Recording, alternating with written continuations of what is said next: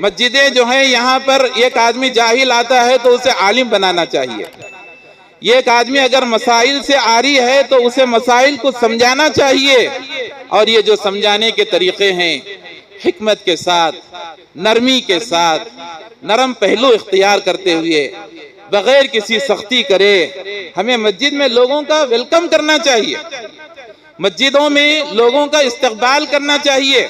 یہ طریقہ ہونا چاہیے تاکہ ہماری مسجدیں آباد رہیں, تاکہ ان مسجدوں کے ذریعے سے توحید کا پیغام لوگوں تک پہنچے, ان مسجدوں کے ذریعے سے لوگ توحید پرست بن جائیں, نمازی بن جائیں, سنت کے متوالی بن جائیں, سنتوں پر عمل کرنے والے بن جائیں. یہ طریقہ میرے بھائیوں ہمیں اختیار کرنا. MMFG ہمارے اس چینل کو لائک, شیئر اور سبسکرائب کریں اور صدقے جاریہ کا مستحق بنیں. ہمارے نیو اپڈیٹس کے لیے بیل آئیکن دبانا نہ بھولیں. محترم صدر اجلاس, علماء کرام, ذمہ داران جماعت و جمعیت, بزرگان دین, نوجوانان اسلام, میں سب سے پہلے ان لوگوں کے حق میں دعا کرنا چاہتا ہوں جن لوگوں نے اس مسجد کی تعمیر میں کسی بھی طریقے سے حصہ لیا, چاہے مالی طور پر کیوں نہ ہو, چاہے محنت کے حساب سے کیوں نہ ہو, چاہے کوششوں کے حساب سے کیوں نہ ہو, چاہے نگرانی کے حساب سے کیوں نہ ہو, کسی بھی طریقے سے جس نے بھی اس مسجد کی تعمیر میں, اس مسجد کو بنانے میں حصہ جس نے جس طریقے سے بھی لیا ہے, میں اللہ سے دعا کرتا ہوں کہ اللہ تبارک و تعالی سب کی کوششوں کو قبول فرمائے. اللہ تبارک و تعالی انہیں دنیا اور آخرت میں جزائے خیر نصیب عطا فرمائے, اور اللہ تبارک و تعالی اس مسجد کو آباد فرمائے. آمین یا رب العالمین. محترم حاضرین, دیکھیے الحمدللہ مسجدیں ہر جگہ, ہر گاؤں میں, قریے سے لے کر کے شہر تک عالیشان سے عالیشان مسجدیں الحمدللہ بنائی جا رہی ہیں, اور قیامت تک انشاءاللہ بنائی جاتی رہیں گی. لیکن میرے بھائیوں, مسجدیں جن کے بنانے میں ایک بہت بڑا سرمایہ لگایا جاتا ہے, قوم کا ایک بہت بڑا پیسہ لگایا جاتا ہے, ہمارے بھائی اپنے محنت کی کمائی سے ایک ایک پیسہ جوڑ کر کے مسجد کو بناتے ہیں اور اس کی تعمیر کرتے ہیں, اور الحمدللہ مسجد کو بنانے میں ہمارے لوگ پیچھے نہیں رہتے. الحمدللہ کسی بھی طریقے سے کیوں نہ ہو, تو مسجد تو الحمدللہ بنائے جا رہے ہیں, اور اس میں بہت سارا پیسہ بھی الحمدللہ لگایا جا رہا ہے. لیکن سوال یہ پیدا ہوتا ہے, کیا مسجد کا استعمال صرف 5 وقت کی نماز کے لیے کیا جائے, یا نہیں تو مسجدوں کے اندر بہت سارے ایکٹیویٹیز, بہت سارے بنیادی کام جو مسلمانوں کے لیے ضروری ہیں, تو کیا وہ تمام چیزیں بھی مسجدوں سے انجام دیے جانے چاہیے یا نہیں دیے جانے چاہیے؟ میرے بھائیوں, آج حالت یہ ہے کہ ہمارے مسلمان بھائی یہ سمجھتے ہیں کہ مسجد صرف نماز کے لیے, کہ 5 وقت کی نماز اس میں پڑھ لیا جائے, پھر اس کے بعد مسجد کو پوری طرح خالی جو ہے سمجھا جاتا ہے, اور مسجد سے فارغ ہو جاتے ہیں لوگ. میرے بھائیوں, ایسا نہیں ہے. مسجد ہے نا, یہ مسجد, اس میں بہت سارے کام کرنا چاہیے ہمیں, کیونکہ اس کے پیچھے بہت سارا سرمایہ لگا ہے, اور مسجدوں کی قدر و قیمت ہمارے دلوں میں ہے. مسجد کے اندر بیٹھنے کے بعد لوگ جو ہے ماشاءاللہ ایک طرح سے ان کے اندر اللہ تبارک و تعالیٰ کا ڈر, خوف پیدا ہوتا ہے. تو مسجد کے اندر بیٹھ کر کے الحمدللہ بہت سارے مسائل ہم لوگ حل کر سکتے ہیں. اسی کے تعلق سے چند باتیں میں آپ حضرات کے سامنے میری جو مختصر سے وقت میں تقریر رہے گی، چند باتیں میں آپ کے سامنے قرآن و حدیث کی روشنی میں انشاءاللہ بیان کرنے کی کوشش کروں گا۔ سب سے پہلے ابھی میں نے آپ کے سامنے قرآن مجید کی ایک آیت پڑھی ہے۔ اس آیت میں اللہ تبارک و تعالی مساجد کے بارے میں کہتا ہے کہ مسجدوں کے اندر اللہ تبارک و تعالی کا ذکر ہونا چاہیے، اللہ تبارک و تعالی کا نام بلند کیا جانا چاہیے، اور صبح و شام مسجدوں کے اندر اللہ تبارک و تعالی کی تسبیح ہونا چاہیے، صبح و شام۔ یعنی اس آیت سے ہمیں بنیادی طور پر یہ بات معلوم ہوتی ہے کہ مسجدیں جو ہے یہ صرف نمازوں کے لیے نہیں ہے، بلکہ مسجدوں کا استعمال ہر وقت ہونا چاہیے، فجر سے لے کر کے عشاء تک، پھر عشاء سے لے کر کے فجر تک، جب بھی آپ کو اللہ تبارک و تعالیٰ کی عبادت کرنا ہے، جب بھی آپ کو قرآن مجید کی تلاوت کرنا ہے، آپ ضرور کیجئے اپنے گھر میں، لیکن ہو سکے تو آپ مسجد بھی آئیے اور آ کر کے یہاں اللہ تبارک و تعالیٰ کے کلام کی تلاوت کیجئے، یہاں نوافل کا آپ اہتمام کیجئے۔ زیادہ سے زیادہ ہمارا فارغ جو وقت ہے وہ مسجد میں گزارنے کی ہمیں کوشش کرنا چاہیے۔ ابھی چند دن پہلے میں کاکا سعید صاحب کا ایک مضمون پڑھ رہا تھا، وہ ندوہ گئے تھے۔ ندوہ ایک بہت بڑا مدرسہ ہے، میں اس کے منہج پہ جانا نہیں چاہتا، لیکن انہوں نے ایک اچھی بات اس میں ذکر کی۔ وہ بات وہ ایک ذکر کرتے ہیں کہ میں نے دیکھا کہ ندوہ کی مسجد میں ہر وقت کوئی نہ کوئی اللہ تبارک و تعالیٰ کی عبادت میں لگا رہتا ہے۔ وہ کہتے ہیں کہ میں رات میں گیا، دیکھتا ہوں کہ وہاں تلاوت ہو رہی، وہاں ذکر و اذکار ہو رہا، صبح کے وقت میں گیا وہاں ذکر و اذکار ہو رہا، کوئی وقت خالی نہیں تھا، یعنی وہاں کوئی نہ کوئی مجھے عبادت کرتے ہوئے ملا۔ تو میں نے وہاں کے ذمہ داروں سے بات کی، کاکا سعید صاحب کہتے ہیں کہ میں نے ذمہ داروں سے بات کی کہ کیا معاملہ ہے، کہ یہاں کیا ہر وقت یہی نظام رہتا ہے یا نہیں، تو کسی مہمان کے آنے پر جو ہے اس طرح سے کیا پابندی کرائی جاتی ہے؟ تو ذمہ داروں نے کہا کہ نہیں، جب سے یہاں مسجد بنی ہے ایک لمحہ بھی ایسا نہیں گزرا کہ یہاں اللہ تبارک و تعالیٰ کی کسی نہ کسی طریقے سے عبادت نہ ہوتی ہو۔ سبحان اللہ۔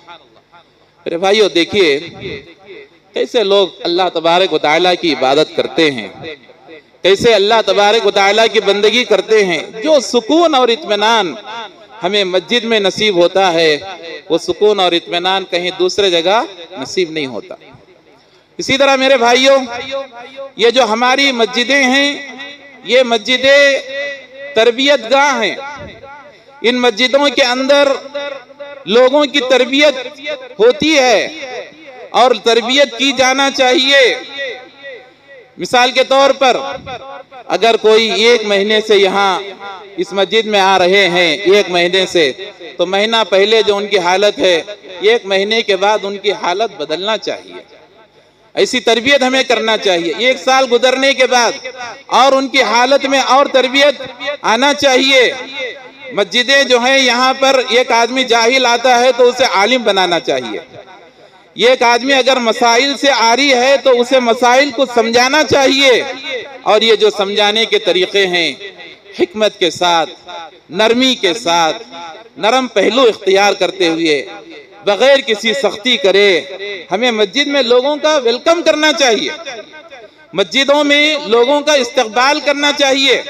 یہ طریقہ ہونا چاہیے تاکہ ہماری مسجدیں آباد رہیں، تاکہ ان مسجدوں کے ذریعے سے توحید کا پیغام لوگوں تک پہنچے، ان مسجدوں کے ذریعے سے لوگ توحید پرست بن جائیں، نمازی بن جائیں، سنت کے متوالی بن جائیں، سنتوں پر عمل کرنے والے بن جائیں۔ یہ طریقہ میرے بھائیوں ہمیں اختیار کرنا چاہیے، جیسا کہ اللہ کے پیارے نبی جناب محمد الرسول اللہ صلی اللہ علیہ وسلم اپنے دور میں یہ طریقہ اپناتے تھے۔ میرے بھائیو ایک مرتبہ آپ نے سنا ہوگا، بڑا مشہور واقعہ ہے کہ ایک دیہاتی آدمی، ایک کھیڑے کا آدمی ایک مرتبہ مسجد میں آیا، مسجد نبی میں، اور آ کر کے وہ مسجد کے کونے میں پیشاب کرنے لگا، پیشاب کرنے لگا مسجد کے کونے میں۔ اب صحابہ کیسے برداشت کر سکتے تھے کہ مسجد میں ایک آدمی پیشاب کر رہا؟ دوڑے صحابہ کرام اس کو روکنے کے لیے۔ اللہ کے نبی صلی اللہ علیہ وسلم نے کہا، اے میرے صحابہ چھوڑو اسے چھوڑو، اسے پوری طرح اپنی ضرورت پوری کرنے دو۔ تو جب وہ آدمی پوری طرح اپنی ضرورت کو اس نے پوری کر لیا تو اللہ کے نبی صلی اللہ علیہ وسلم نے صحابہ سے کہا، پانی بہاؤ اور اس آدمی کو میرے پاس لے کر آؤ۔ جب وہ آدمی آپ صلی اللہ علیہ وسلم کے پاس آیا، وہ دیہاتی آدمی، وہ کھیڑے کا رہنے والا آدمی، اللہ کے نبی صلی اللہ علیہ وسلم نے اس سے کہا کہ اے میرے بھائی دیکھو، یہ جو مسجد ہے یہ مسجد پیشاب کرنے کے لیے نہیں ہے بلکہ اللہ تبارک و تعالیٰ کی عبادت کرنے کے لیے ہے۔ یہاں آنے کے بعد تم اللہ کی عبادت کرنا، یہ گندا کام یہاں نہیں کرنا۔ اور آپ نے صحابہ سے کہا، اے میرے صحابہ تم لوگوں کے اوپر آسانی کرنے کے لیے بھیجے گئے ہو، مشکل کرنے کے لیے نہیں بھیجے گئے ہو۔ نبی صلی اللہ علیہ وسلم نے صحابہ کو بھی سمجھایا۔ پھر بعد میں اللہ کے نبی صلی اللہ علیہ وسلم کی بات اسے سمجھ میں آ گئی۔ یہ جو عربی کا واقعہ ہے، امام بخاری رحمہ اللہ نے تقریباً اپنی کتاب میں 18 سے زیادہ مرتبہ یہ واقعہ نقل کیا ہے میرے علم کے مطابق، اور اس حدیث سے کئی مسئلے امام بخاری رحمہ اللہ نے جو ہے نکالے ہیں۔ اس میں سے ایک اہم مسئلہ یہ ہے کہ دیکھو، کوئی بھی آدمی، نہیں جاننے والا آدمی جب مسجد میں آتا ہے اور اس سے کوئی غلطی سرزد ہو جاتی ہے تو اس کی غلطی کو اچھے انداز میں تنبیہ کرنا چاہیے۔ جب اللہ کے نبی صلی اللہ علیہ وسلم نے اس کی تنبیہ فرمائی، جب وہ آدمی جا رہا تھا تو دعا دے رہا تھا، کیا کہہ رہا تھا؟ اے اللہ تو محمد صلی اللہ علیہ وسلم پر رحم فرما، کسی اور پر تو رحم نہ فرما۔ یعنی وہ دیہاتی آدمی تھا، نہیں معلوم اسے دعا دینے کا طریقہ بھی نہیں معلوم۔ کیا بول رہا تھا؟ اس آدمی پر رحم کر، کسی پر رحم نہیں، کیونکہ سب مارنے کے لیے آئے تھے مجھے، لیکن یہ آدمی مجھے بچا لیا۔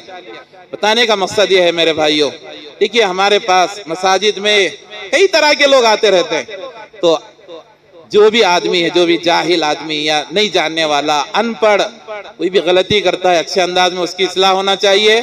اور ایسی جو ہے لوگوں کو ہمارے مسجد میں آنے کے بعد ایسا طریقہ اپنانا چاہیے کہ وہ آدمی ہمارے سے متاثر ہو کر کے جائے، پھر دوبارہ وہ ہماری مسجد کو آئے۔ لیکن دیکھا یہ جاتا ہے کہ بہت سارے مساجد کا حال یہ ہے کہ ایک آدمی آ گیا، کوئی غلطی کر لی، تو ہمارے مسجدوں کے اندر کچھ ایسے سخت لوگ رہتے ہیں، ایسی باتیں کرتے ہیں کہ پھر دوبارہ مسجد نہیں آتا، دوبارہ وہ مسجد نہیں آتا۔ یہ طریقہ ہمارا نہیں ہونا چاہیے، ہمیں قریب کرنا چاہیے، ہمیں آسانیاں پیدا کرنا چاہیے، لوگوں کو مشکل پیدا ہرگز نہیں کرنا چاہیے، اور وہ بھی اللہ تبارک و تعالیٰ کے گھر میں بالکل ایسا نہیں ہونا چاہیے۔ میرے بھائیوں، یہ جو مسجد ہے، یہ مسجد غموں کو دور کرنے کی جگہ، غموں کو دور کرنے کی جگہ ہے مسجد۔ یہ ہمارے صحابہ کے بارے میں آتا ہے کہ صحابہ کرام کسی بھی وقت میں آ کر کے، نماز کے علاوہ کسی بھی وقت میں آ کر کے مسجدوں میں بیٹھ جاتے تھے۔ خاص طور پہ اگر ان کی زندگی میں کوئی تکلیف ہے، کوئی پریشانی ہے، آ کر بیٹھ جاتے مسجد میں، اور بیٹھ کر کے اللہ تبارک و تعالیٰ کے دربار میں دعائیں مانگتے تھے، دعائیں کرتے تھے۔ ایک صحابی کے بارے میں آتا ہے جن کا نام تھا حضرت ابو امامہ رضی اللہ عنہ۔ ان کے بارے میں آتا ہے کہ ایک مرتبہ اللہ کے پیارے نبی جناب محمد رسول اللہ صلی اللہ علیہ وسلم کا گزر مسجد سے ہوا، تو آپ صلی اللہ علیہ وسلم نے ان سے کہا، مالی اراکا فی المسجد فی غیر وقت، اے میرے بھائی کیا معاملہ ہے کہ تم ایسے وقت میں مسجد میں آئے ہو جس وقت میں عام طور پہ تم نظر نہیں آتے مسجد میں؟ کیا معاملہ ہے؟ کیوں مسجد میں آئے ہو؟ وہ بھی غیر وقت میں، جس وقت میں لوگ پبلک نہیں آتی، ایسے وقت میں کیوں آئے ہو مسجد میں؟ تو انہوں نے کہا، اے اللہ کے نبی صلی اللہ علیہ وسلم، بہموم لزمتنی ودیون، اے اللہ کے نبی صلی اللہ علیہ وسلم بہت تکلیف ہے میری زندگی میں، اور میں بہت زیادہ مخروض ہو گیا۔ خرچ کا مسئلہ، کیا بول رہے ہیں کہ بہت مخروض ہو گیا ہوں، اور میری زندگی میں بڑی تکلیف ہے، بہت پریشان ہوں میں آ کر کے اللہ تبارک و تعالیٰ کے دربار میں بیٹھ کر کے رو رہا ہوں، گڑ گڑا رہا ہوں، اللہ تبارک و تعالیٰ میری تکلیف کو دور کر دے، میری پریشانی کو اللہ تبارک و تعالیٰ دور کر دے۔ تو رسول اللہ صلی اللہ علیہ وسلم نے اس موقع پر انہیں ایک دعا سکھلائی۔ آپ صلی اللہ علیہ وسلم نے ان سے کہا، اے میرے بھائی یہ دعا پڑھو، اللہم انی اعوذ بک من الحم والحزن واعوذ بک من العجز والکسل واعوذ بک من الجبن والبخل واعوذ بک من غلبۃ الدین وقہر الرجال۔ یہ دعا اللہ کے نبی صلی اللہ علیہ وسلم نے حضرت ابو امامہ رضی اللہ عنہ کو سکھلائی۔ تو ابو امامہ رضی اللہ عنہ الحمدللہ اس دعا کو پابندی سے پڑھنے لگے، اور روایتوں میں ہے صبح و شام پڑھو، بولے اللہ کے نبی صلی اللہ علیہ وسلم یہ دعا صبح و شام پڑھو۔ آج بھی ہمارے ہو سکتا ہے کہ کئی بھائی مقروض ہوں گے، قرض میں ڈوبے ہوئے ہوں گے۔ آج دیکھیے ہمارا ماحول ایسا ہے کہ پہلے قرض بہت جو ہے مشکل سے لوگ لیتے تھے، اور آج لوگ جو ہے آسانی سے قرض کرتے ہیں، آسانی سے قرض کرتے ہیں۔ چھوٹے چھوٹے مسائل پہ قرض کرنا لوگوں کی عادت ہو گئی ہے۔ میں آپ سے کہنا چاہتا ہوں کہ دیکھو چھوٹے چھوٹے مسئلوں میں قرض مت کرو، ضروری کوئی معاملہ ہے تو قرض آپ کر سکتے ہیں، وہ بھی قرض حسنہ کرو۔ اور اگر کسی پر قرض ہے، میں یہ کہنا چاہوں گا کہ یہ دعا ضرور صبح و شام یہ دعا پڑھنے کی کوشش کریں۔ حضرت ابو امامہ کہتے ہیں کہ فَفَعَلْتُ ذَلِكَ، میں اس دعا پر عمل کرنے لگا، فَأَذْهَبَ اللَّهُ حَمِّي وَقَضَى دَيْنِي، اللہ تبارک و تعالیٰ میری زندگی سے میرے غم کو بھی دور کر دیا، اور میرے قرض کو بھی اللہ تبارک و تعالیٰ ادا کر دیا۔ سبحان اللہ۔ دیکھیے میرے بھائیوں، مسجد میں آنا تھا، آ کر کے اللہ کے سامنے گڑ گڑا رہے ہیں، اللہ کے نبی نے دیکھ لیا، دیکھنے کے بعد انہیں دعا سکھلائی اللہ کے نبی صلی اللہ علیہ وسلم، اور دعا پڑھنے کے بعد الحمدللہ ان کی زندگی سے قرض کا بوجھ بھی ختم ہو گیا، اور جو غم تھا وہ غم بھی الحمدللہ ختم ہو گیا۔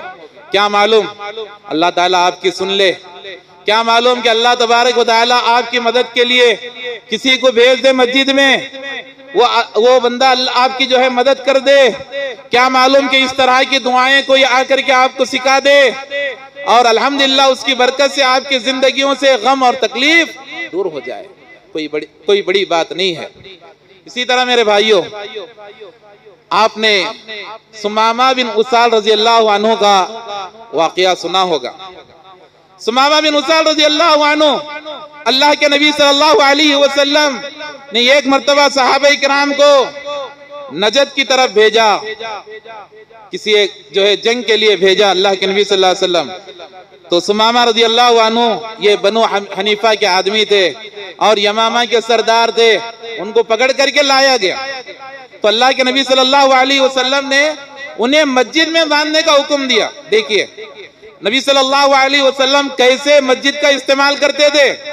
مسجد کے ایک جو ہے پلر سے آپ صلی اللہ علیہ وسلم نے جو ہے سمامہ بن اسال رضی اللہ عنہ کو باندھنے کا حکم دیا، انہیں باندھا گیا۔ رسول اللہ صلی اللہ علیہ وسلم روزانہ ان کے پاس آتے 3 دن تک، آ کر کے پوچھتے اے سمامہ کیا معاملہ ہے تمہارا، بتاؤ کیا کرنا چاہیے تمہارے ساتھ۔ وہ یہ کہتے کہ دیکھیے اگر آپ مجھے چھوڑ دیں گے تو آپ کو انعام دیا جائے گا، اگر آپ قتل کریں گے تو بدلہ لیا جائے گا، اور اگر آپ کو کچھ پیسوں کی ضرورت ہے، روپیوں کی ضرورت ہے، دینار و درہم کی ضرورت ہے تو میں دے دوں گا، آپ مجھے چھوڑ دیجئے۔ 3 دن اللہ کے نبی صلی اللہ علیہ وسلم مسلسل آتے رہے، سوال کرتے رہے، ان کا یہی جواب تھا۔ تیسرے دن نبی صلی اللہ علیہ وسلم نے کہا اس آدمی کو چھوڑ دو، اس آدمی کو چھوڑ دو۔ 3 دن کے بعد نبی صلی اللہ علیہ وسلم نے سمامہ بن اسال رضی اللہ عنہ کو چھوڑنے کا حکم دیا۔ 3 دن گزرے تھے، چھوڑ دیے۔ تو کیا ہوا یہ 3 دن میں؟ کیوں اللہ کے نبی صلی اللہ علیہ وسلم ایک قیدی کو کیا اس وقت جیل نہیں تھی؟ کیا اس وقت کوئی کمرہ نہیں تھا لے جا کر کے آپ صلی اللہ علیہ وسلم بند کر سکتے تھے؟ میرے بھائیو اللہ کے نبی کے سامنے یہ آپشنز تھے، لیکن اللہ کے نبی صلی اللہ علیہ وسلم چاہ رہے تھے کہ اس آدمی کو میرے مسجد کا ماحول دکھانا، اس آدمی کو میرے صحابہ کا عمل بتانا، اس آدمی کو قرآن مجید کی تلاوت سنانا۔ یہ مقصد تھا اللہ کے نبی صلی اللہ علیہ وسلم کا. عربی لوگ تھے, عربی جانتے تھے. 3 دن قرآن سنا, 3 دن قرآن سنے. ثمامہ بن اسال رضی اللہ عنہ, صحابہ کرام کے عمل کو دیکھا, کیسے صحابہ نمازوں میں آ رہے ہیں, کیسے قرآن کی تلاوت کر رہے ہیں, کیسے ذکر و اذکار کر رہے ہیں, کیسے پاکی صفائی کا اہتمام کرتے ہیں, کیسے ان کے دلوں کے اندر تقویٰ ہے, کیسے ان کے دلوں میں ایثار اور قربانی کا جذبہ ہے. مسجد میں آنے کے بعد ایک آدمی کتنا نیک بن جاتا ہے, کتنا پارسا بن جاتا ہے. تو میرے بھائیو, یہ تمام مناظر انہوں نے دیکھا 3 دن تک, اور دیکھنے کے بعد اللہ کے نبی صلی اللہ علیہ وسلم جب تیسرے دن چھوڑ دیے تو ابھی مدینے کے جھاڑیوں میں تھے, واپس پلٹ کر آئے, غسل فرما کر کے آئے, اور آ کر کے انہوں نے اشہد اللہ الہ الا اللہ و اشہد ان محمدن عبدہ و رسولہ, کلمہ پڑھ لیا. ماشاءاللہ, کلمہ پڑھ لیا. کیوں کلمہ پڑھے؟ ماحول سے متاثر ہو کر کے. اور ہمارا سب سے پاکیزہ ماحول کہاں رہتا؟ ہمارے مسجدوں میں رہتا ہے, اور ہونا چاہیے. ایسا پاکیزہ ماحول ہمارے مسجدوں میں پیدا کرنا چاہیے ہمیں کہ کوئی بھی آئے یہاں پر, کافر آئے, مشرک آئے, اور کوئی بھی غلط افکار کا, غلط نظریات کا آدمی آئے, وہ ہمارے اخلاق سے, ہمارے کردار سے اسے متاثر ہونا چاہیے. جیسے ثمامہ بن اسال نے اسلام قبول کیا, ویسے ہمارے اخلاق سے متاثر ہو کر کے لوگ اپنی اصلاح کر لینا چاہیے. تو پیارے نبی جناب محمد الرسول اللہ صلی اللہ علیہ وسلم, دیکھیے مسجدوں کا استعمال آپ صلی اللہ علیہ وسلم کیسے کیا کرتے تھے. قیدیوں کو باندھ رہے اللہ کے نبی صلی اللہ علیہ وسلم مسجد میں لا کر کے. اسی طرح رسول اللہ صلی اللہ علیہ وسلم لوگوں کے درمیان صلح کرنے کا بھی کام کرتے تھے. صلح کرانے کا کام بھی اللہ کے نبی صلی اللہ علیہ وسلم مسجد کے اندر کیا کرتے تھے. آج آپ دیکھیے مسلمانوں کے مسئلے کہاں حل ہو رہے ہیں, کہاں حل ہو رہے ہیں مسلمانوں کے مسائل؟ MLA کے گھر کے پاس, پولیس اسٹیشن کے پاس, یعنی تو گاؤں کا جو چودھری ہے اس کے پاس, اور ہمارے مسائل غیر حل کر رہے ہیں, غیر حل کر رہے ہیں. جبکہ قرآن و حدیث کی تعلیمات ہمارے سامنے روز روشن کی طرح الحمدللہ موجود ہیں, لیکن پھر بھی آج مساجد کو اس کام کے لیے استعمال نہیں کر رہے ہیں. یاد رکھیے, ہمیں مسجدوں کا استعمال لوگوں کے درمیان صلح کرنے کے لیے بھی کرنا چاہیے, صلح کرنے کے لیے ہونا چاہیے. حضرت کعب بن مالک رضی اللہ عنہ کہتے ہیں کہ میرا اور اسی طرح ایک آدمی کا جھگڑا ہو گیا مسجد میں. ہم لوگ آپس میں جھگڑنے لگے کسی مسئلے کو لے کر, خرچ کا مسئلہ تھا, جھگڑنے لگے. میری آواز تھوڑی بلند ہوئی, ان کی آواز بھی تھوڑی بلند ہوئی.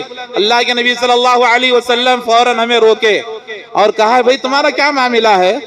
تو کعب بن مالک رضی اللہ عنہ کہتے ہیں کہ یہ آدمی مجھے قرض دینا ہے, کئی دنوں سے ستا رہا, یہ آدمی قرض نہیں دے رہا. تو رسول اللہ صلی اللہ علیہ وسلم نے دونوں کو وہی مسجد میں بٹھایا, آپ صلی اللہ علیہ وسلم, اور بٹھا کر کے دونوں کا مسئلہ آپ صلی اللہ علیہ وسلم نے صلح کرایا. کیسے صلح کرا؟ کعب بن مالک سے کہا بھئی دیکھو بیچارہ یہ پریشان ہے, تم ایسا کرو کہ تمہارا قرض آدھا کر ڈالو, آدھا کر دیجئے قرض تمہارا.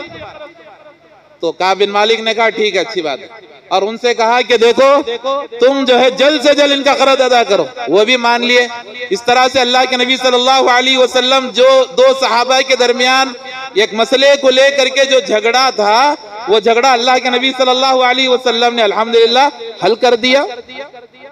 آج ہمارے جماعت کے بھائیوں کے اندر اس طرح کے کئی مسئلے آتے ہیں. کسی کا جو ہے معاملات کا مسئلہ ہے, کسی کا قرض کا مسئلہ ہے, اور سب سے زیادہ جو جھگڑے ہمارے معاشرے میں ہو رہے ہیں وہ میاں بیوی کے جھگڑے ہیں. کیا ہم لوگ یہ جھگڑے مساجد میں حل نہیں کر سکتے؟ ضرور حل کر سکتے ہیں, اور ہونا بھی چاہیے مسجد کے اندر.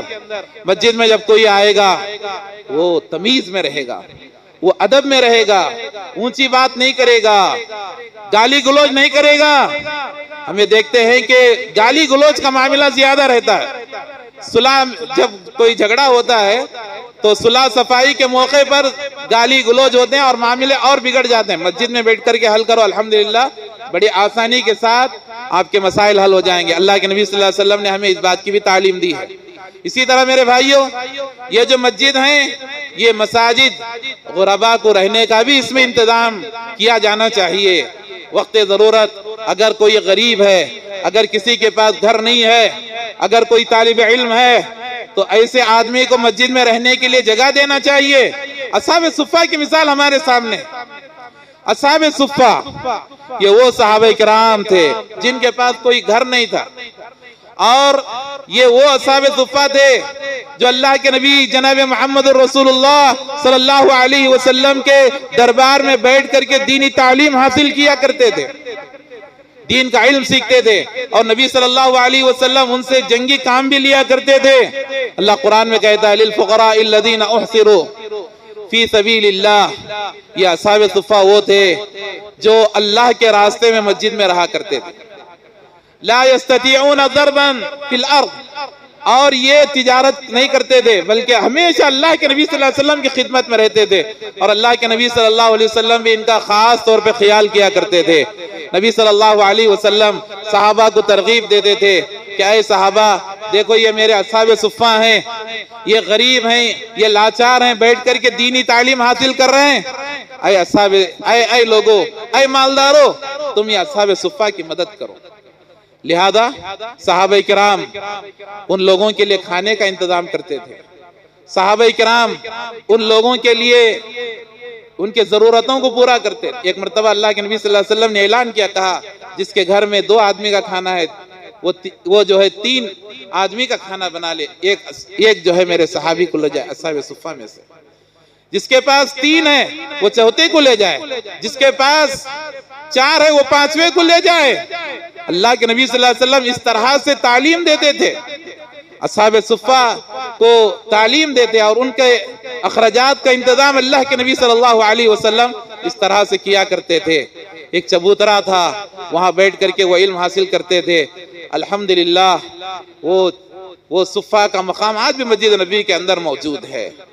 اور دیکھیے آج اللہ تبارک و تعالیٰ نے اتنی برکت دی مدینے کے اندر، اتنی برکت دی کہ آج ہزاروں کے بچے وہاں جا کر کے تعلیم حاصل کر رہے ہیں۔ جامعہ اسلامیہ مدینہ یونیورسٹی کے اندر، وادی عقیق کے اندر، ذرا وہ زمانہ یاد کیجئے، ہمارے اصحاب صفہ کے پاس کھانے کے لیے کھانا نہیں ہوتا تھا، لیکن آج الحمدللہ اتنے بہترین انتظامات کے ساتھ مدینے کے اندر تعلیم دی جا رہی۔ یہ اللہ تعالیٰ کا بہت بڑا فضل ہے، اللہ کا بہت بڑا کرم ہے۔ اللہ تعالیٰ کتنا احسان کیا ہے اس امت کے اوپر۔ تو میرے بھائیو، اگر ہمارے مساجد کے اندر جو ہے غریبوں کے لیے انتظام ہو، مساکین کے لیے انتظام ہو، نادار لوگوں کے لیے انتظام ہو، تاکہ جو ہے وہ یہاں رہ کر کے وہ تعلیم حاصل کریں، ان کے لیے جو ہے رہنے کے لیے چھت ملے، ان کے لیے کھانے کے لیے کھانا ملے، یہ بہت اچھی بات ہے۔ ایسا ہونا چاہیے ایک نظام ہمارے مساجد کے اندر۔ اسی طرح میرے بھائیوں، پیارے نبی جناب محمد رسول اللہ صلی اللہ علیہ وسلم کا یہ بھی معمول ہوتا کہ آپ صلی اللہ علیہ وسلم اگر کسی قوم کی مدد کرانا چاہتے نبی صلی اللہ علیہ وسلم تو کیا کرتے؟ مسجد کا استعمال کرتے نبی صلی اللہ علیہ وسلم۔ ایک مرتبہ یہ قبیلے کے لوگ آئے، ننگے ہیں، بھوکے ہیں، چہرے ان کے سوکھ چکے ہیں، اللہ کے نبی صلی اللہ علیہ وسلم کو رہا نہیں گیا، لہذا آپ صلی اللہ علیہ وسلم نے اعلان کیا کہ سارے صحابہ مسجد میں جمع ہو جائیں۔ دیکھیے مسجد کا استعمال نبی صلی اللہ علیہ وسلم نے کیا، مسجد میں جمع ہو گئے، اعلان کیا یہ لوگ غریب ہیں، بھوکے ہیں، لہذا ان کی مدد کرو۔ کوئی کپڑے لا کر کے دیے، کوئی اناج لا کر کے دیے، کوئی کھانا لا کر کے دیے۔ الحمدللہ اللہ کے نبی صلی اللہ علیہ وسلم جو اب تک آپ کے چہرے کے اوپر ایک اضطراب تھا، بے چینی تھی، الحمدللہ اللہ کے نبی صلی اللہ علیہ وسلم کا چہرہ کھل اٹھا وہ صحابہ کی مدد کو دیکھ کر کہ میرے ایک اعلان پر صحابہ کرام نے کتنی مدد کو جمع کر لیا، اور وہ ساری مدد جو ہے وہ غریبوں کو اور مسکینوں کو دے کر کے نبی صلی اللہ علیہ وسلم نے روانہ کیا۔ میرے بھائیوں، میں بتانا یہ چاہ رہا تھا کہ دیکھیے یہ مسجدیں جو بنائی جاتی ہیں اس کے پیچھے ایک بہت بڑا سرمایہ لگایا جاتا ہے، تو ان مسجدوں کا استعمال ہمیں کئی طریقے سے کرنا چاہیے، جو بھی جس میں انسانیت کا فائدہ ہو وہ سارے کام ہمارے مساجد سے اگر ہم کرنے لگیں تو انشاءاللہ ہم مسلمانوں کے کئی مسئلے انشاءاللہ آسانی کے ساتھ حل ہو جائیں گے۔ میں اللہ سے دعا کرتا ہوں کہ اللہ تبارک و تعالی ہمیں یہ جو مسجدیں ہیں ان مسجدوں کا اچھی طرح پوری طرح نبی صلی اللہ علیہ وسلم کے سنت کے مطابق اس کا استعمال کرنے کی توفیق نصیب عطا فرمائے. اللہ تعالی ہمارے ذہنوں کو روشن فرمائے اور کشادہ ظرفی اللہ تعالی ہمیں نصیب عطا فرمائے. آمین. وآخر دعوانا الحمدللہ رب العالمین.